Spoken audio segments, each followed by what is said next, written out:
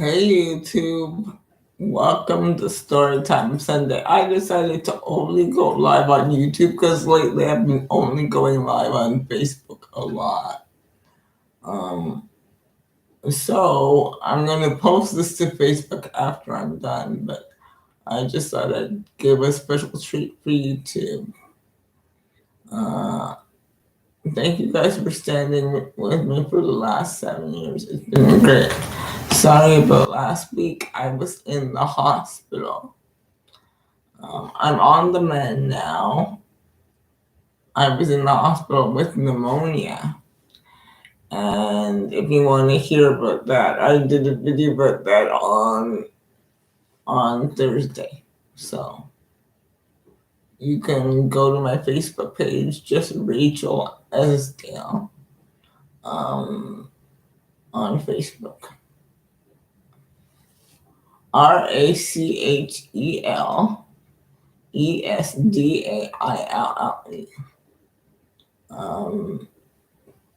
Okay, so today's story time Sunday is called The Will.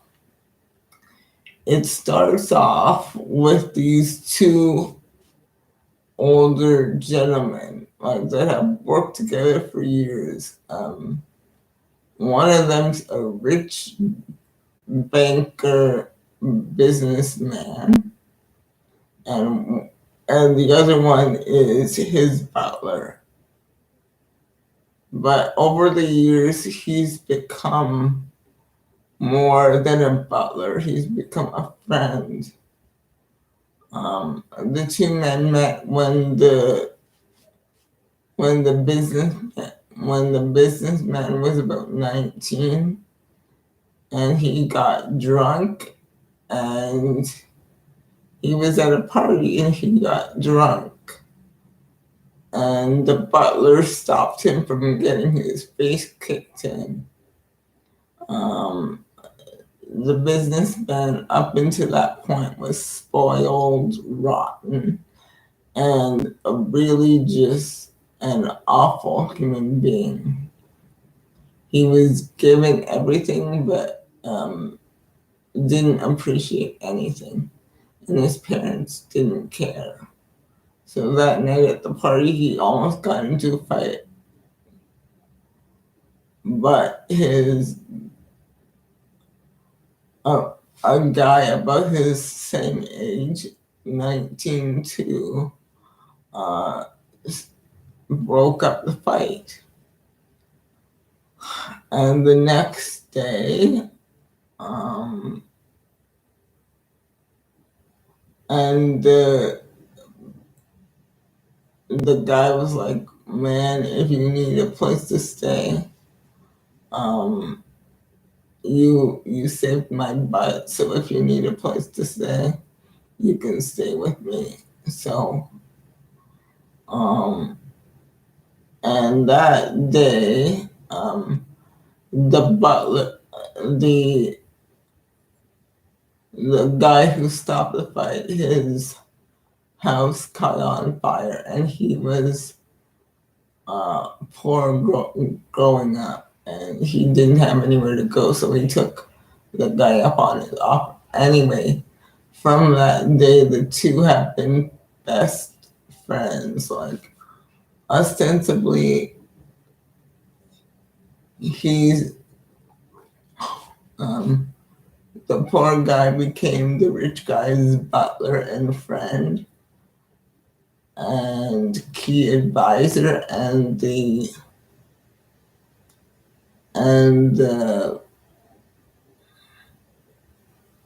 just became friends, and now they are about, both gentlemen, they've known each other for years, and they're both 80. So now they're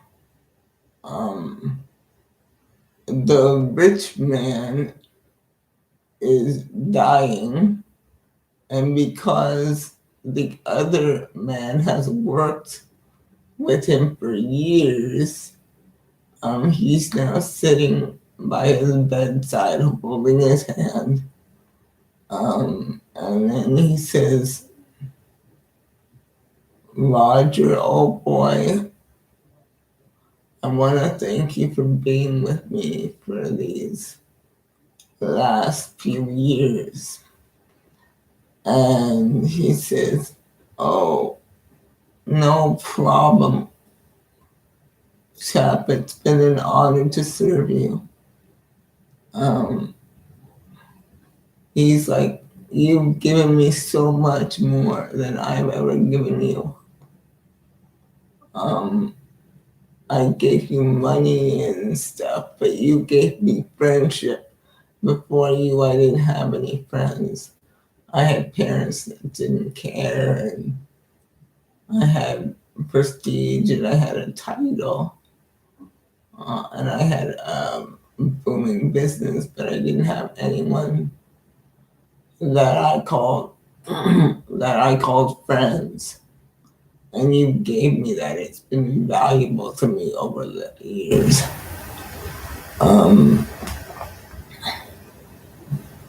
He's like, with all you've given me, I hate to ask this on my deathbed, but I still have one regret.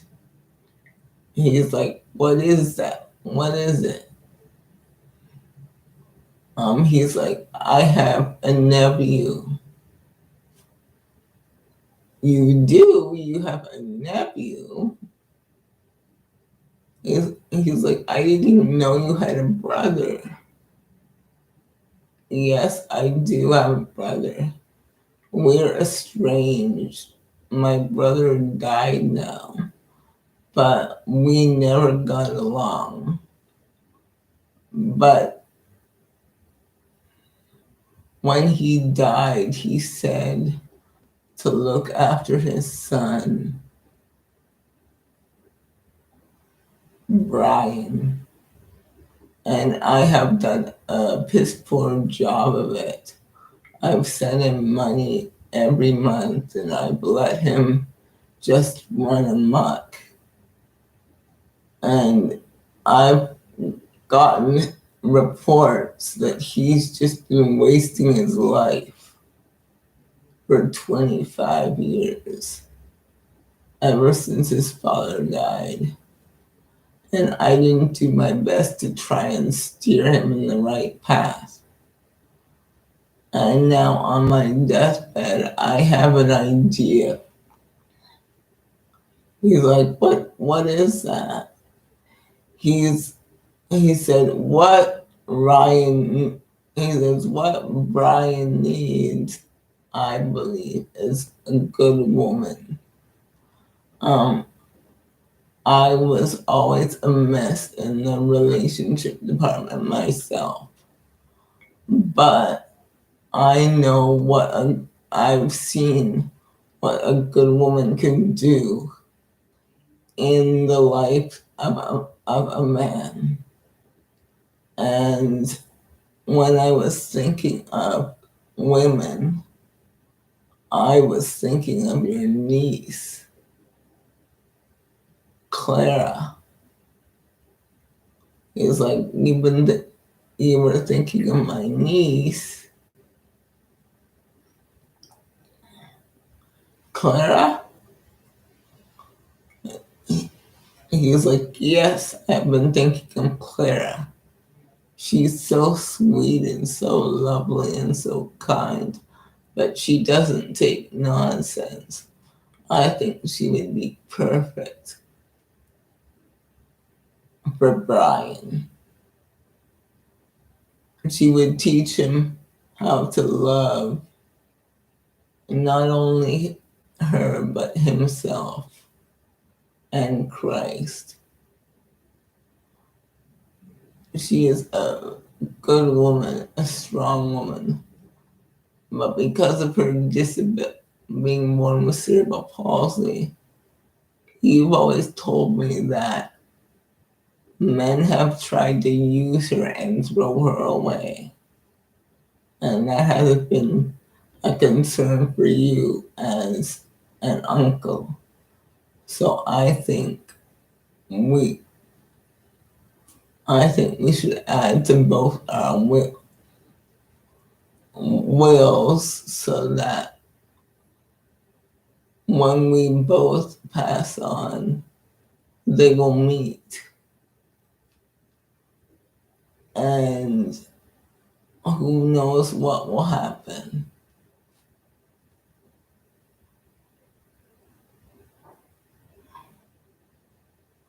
And the butler was like, "Oh, I'm not sure if Claire would go for that. She would if you wrote in your will that it would help the foundation the foundation, and if she got together with him for a year, it would help her foundation." And he's like, "Well, I don't know." He's like, "Oh, come on. Don't you want to see Claire happy?" Like, "Yes, but your nephew is a scoundrel." He's like, "Oh, he's only like that because he doesn't have anyone to look out for him." Please. And he's like, "Oh, all right." And they shake hands. And about 7 years later, Clara Foster and Brian Thornhill are sitting in a lawyer's office after Clara's uncle's funeral. And the lawyer says, "It looks," and at this time, Clara's been a Christian for years. And Clara's been a Christian for years, and she really loves the Lord. She has a generous heart, but she has just been so torn down by life. And her parents died when she was young, and her only living relative got is now dead too. And she has a foundation for children without homes. And the foundation is barely surviving. The government is going to shut them down. And meanwhile, Brian is just living his Playboy lifestyle. And what happened is he's living this Playboy lifestyle. And like with women every night, and play with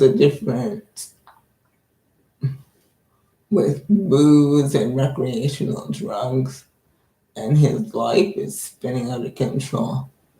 And he just comes in there to get his money. And she's just hoping that he doesn't even know what he's doing at her grandfather's will reading. And she's just hoping that she gets enough to keep the doors open of her organization. So the lawyer is looking at both of them, and he reads the will. And the will says that their grandfathers were friends for many years. And to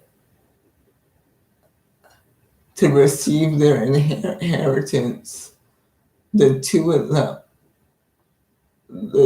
them have to abide by some conditions.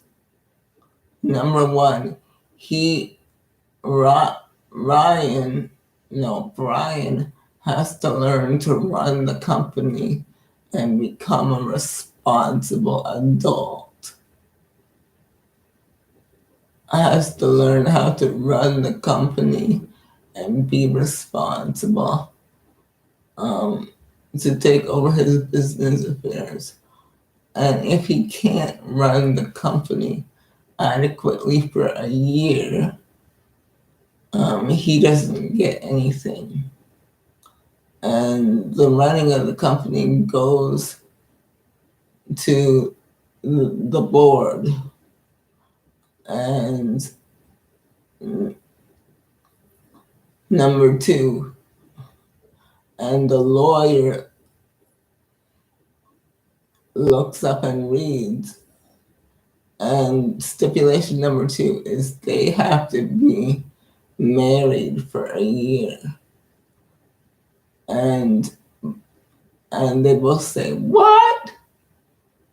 We have to be married for a year?"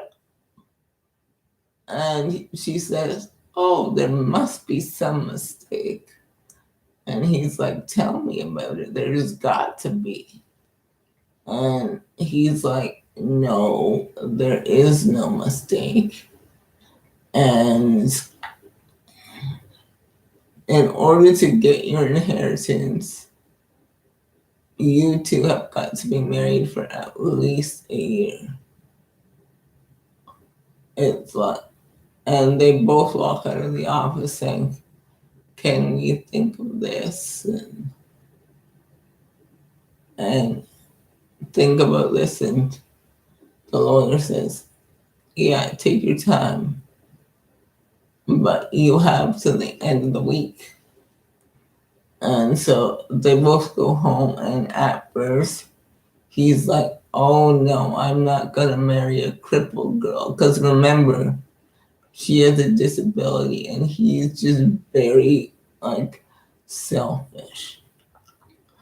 And so they both go home, and he says no, for sure, because marriage would cramp his lifestyle, and he wasn't thinking of getting married. And anyway, he has enough money to live on. So, but when he goes home, he goes to his bank. No, when he goes home, he gets a letter from his bank to say that the funds he was receiving from his grandfather are going to dry up.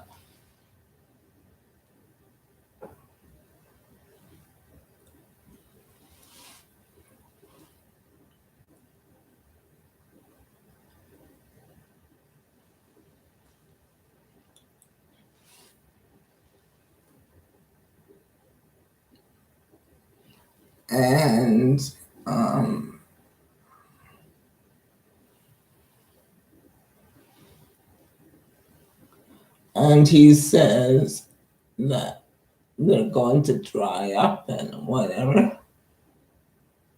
So he begins to think. He says, "I only have to stay married to the girl for a year. I don't even have to stay faithful to her. We can just be married on paper, and that's it. And I can be running the company. All I have to do is sit behind a desk." And then her reaction, first of all, is no. I'm not going to be married to a person like that.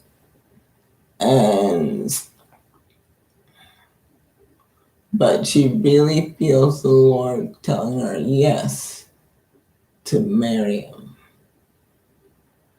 This is going to be a new chapter for her. So she doesn't want to, but the love for this.